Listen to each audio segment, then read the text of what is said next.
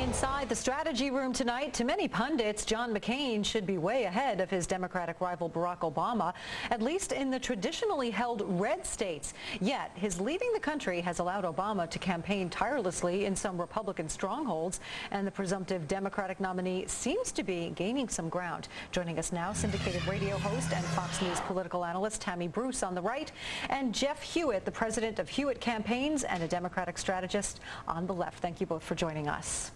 Well, thank you. Happy Independence Day. Thank you. Same to you. Obama's campaign is confirming that he will be the first Democratic presidential nominee to attend a NASCAR race in 15 years. He clearly seems to be wooing that working class vote. Those supporters were backing Hillary. Are they going to turn to Obama, or will they stay with McCain? Will this NASCAR strategy work? Let's start with Jeff Hewitt. Well, I think it's excellent that Obama's reaching out to non-traditional constituencies within the Democratic Party. It reminds me of Bill Clinton in 1992 when he made his appearance on the Arsenio Hall show and played the saxophone and showed a different side of him. I think this is really good for Obama and will help his general election prospects.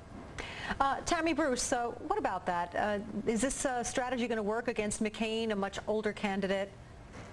Well, it's very impressive, and you know, as Jeff notes, though, Bill Clinton also went to NASCAR in 1992 and was booed. So how Barack Obama's received will be a real interesting indication about where that category of voter has shifted. Plus, Barack may, in fact, have a really good time as well. This is real interesting, though, and I'm with McCain all the way, especially after those Supreme Court decisions and a much too close decision on the Second Amendment.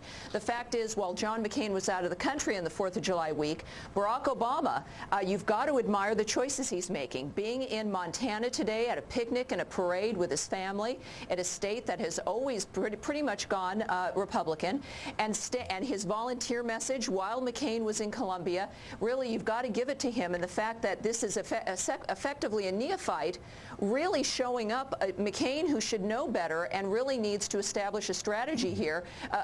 Pretty much I think he could start by staying in the country for a little while. Right. All right, Jeff Hewitt, we're hearing the Republican advocate here saying that Obama's doing everything right and McCain needs a new strategy. The New York Times, in fact, right now, I'm sure you've read it, running an article saying that McCain's strategy is not working despite his head start. What do you think about that?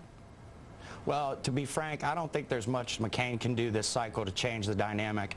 And in the New York Times piece today, they suggest that he stresses experience. And quite frankly, every time John McCain talks about experience, it just highlights the fact that he's a part of the problem, not a part of the solution. And so he's really in a tough box here, and it's going to be very hard for John McCain to get out of it.